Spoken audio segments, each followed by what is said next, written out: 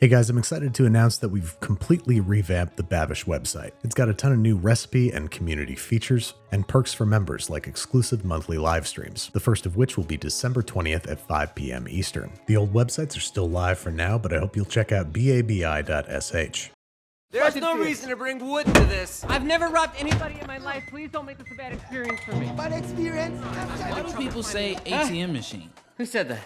The M stands for machine. Spiderverse!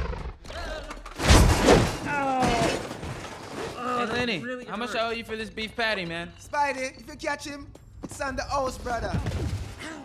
Hey, what's up guys? Welcome back to Binging with Babish. This week we're taking a look at the Jamaican beef patties from Spider-Man Into the Spiderverse. As you can see, I've procured one from my local Brooklyn deli. While ideally reheated in the oven, the beef patty's greatest party trick is emerging from the microwave relatively flaky and tender. Just gotta scoot the camera back real quick, don't want you to miss even one little bit of hot microwave action. Nuke the thing for about 1 minute, turning halfway through, until the filling is piping hot and the pastry is relatively flaky. And that's all there is to it. Exactly the way I remember them when I was surviving off them back in school. But if you don't have a favorite bodega nearby, how do we make our own? Well, as for the pastry, the most authentic way is to use beef tallow, shredded through the large holes of a box grater. Now here in the States, beef tallow can be harder to get a hold of than beef patties, so if you can't find any, you can use the same amount by weight of shredded frozen butter. Look at that, it looks like freshly fallen beef snow. Put the stuff in a bowl, picking out any large chunks, and keep it cold in the freezer until you're ready to use it. Now in a large bowl, we're going to combine 450 grams of all-purpose flour, 1.5 tablespoons of Jamaican curry powder and 1 tablespoon of ground turmeric, 20 grams of sugar, and 3/4 of a teaspoon of kosher salt. Whisk thoroughly until thoroughly whisked. Then we're going to add 25 grams of cold vegetable shortening cut into little cubes. And we're going to press and rub that in between our fingers into the flour until it's broken down into pea-sized pieces. Then we're going to add 100 grams of our frozen shredded beef suet. Go ahead and mix that up to make sure that it's evenly distributed. And then we're going to kind of treat this like pie dough, starting with about 150 ml of ice water and slowly adding as necessary, mixing together gently, making sure not to overwork, until a cohesive ball of dough forms that isn't sticky but just a little tacky, kind of like me.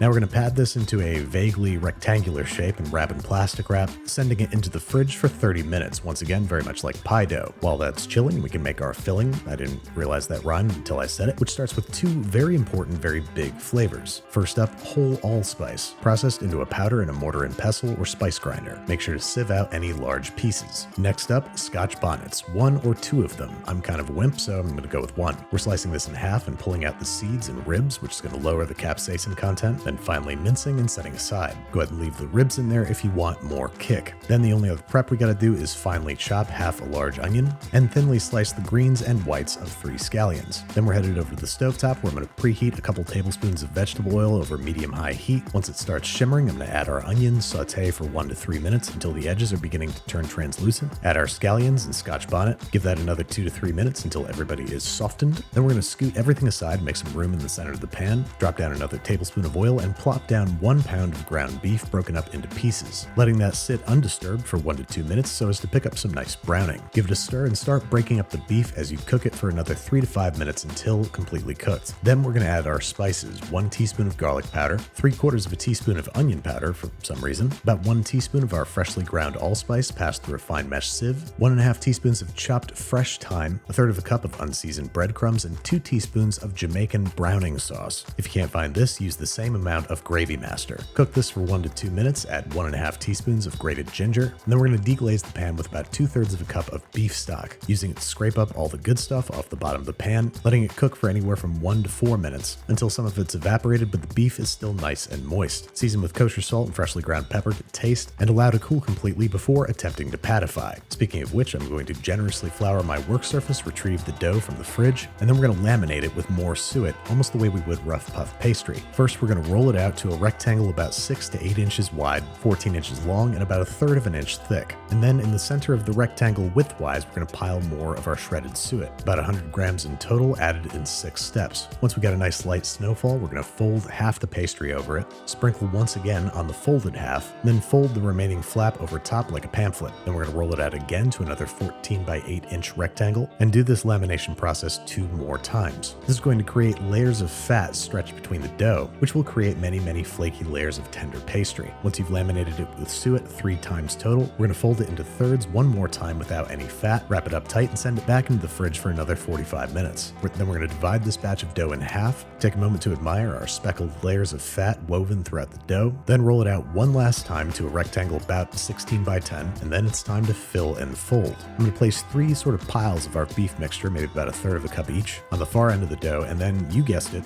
fold the other half over. Try to press out any excess air that's trapped inside the pastry, and press down firmly between the piles before cutting into distinct beef patties. Now these guys are in for a thorough crimping. Once divided into 3, we're going to go around the edges with a fork, almost pressing it all the way through the dough down to the table, pinching and rolling the edge and re-crimping if necessary to secure the contents within. Then use a pizza cutter to cut off any excess, giving the patties their distinct rounded edge rectangle shape. Rinse and repeat with the remainders, and these guys are ready to be frozen or baked. I'm opting for the latter, popping into a 350-degree Fahrenheit oven for 25 to 28 minutes until they're lightly puffed and the beef is completely heated through. Then you want to cool these on a wire rack for about 5 minutes, but you're probably not going to be able to wait that long because these things smell good. But only one thing could possibly make them better, and that is a slice of yellow American cheese. Now, I was really worried about cheese leakage, so I tried some extra sealant on these guys, one with egg, one with water, and one with nothing. Let's see who can hold it in after a stint in the oven, and the answer is all 3. As long as you're thorough with your crimps and there isn't a lot of flour on the pastry, these are going to seal pretty well. So let's see what delicious mysteries lie inside. Crack one of these guys open while they're still hot and melty.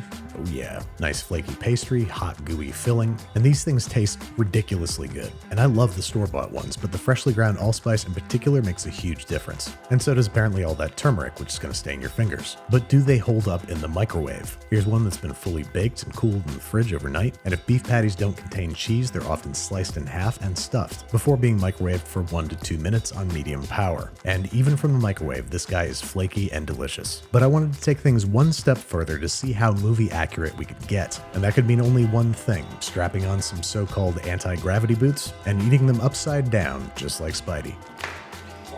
Now, this process taught me 3 things. First, that I'm not a very good climber. Second, that I seem to have a latent fear of hanging upside down. Oh, I hate this. I was right. Oh, I hate it. Give me the beef patty quickly. Okay. And that when you're upside down, it's damn near impossible to swallow. Now, I'm sure that Spider-Man has superhuman swallowing muscles, but for us mortals, this is a huge choking hazard, and I gotta say, do not try this at home. Not sure why I'm holding onto that handle so tight. If I fell, that wouldn't do me any good.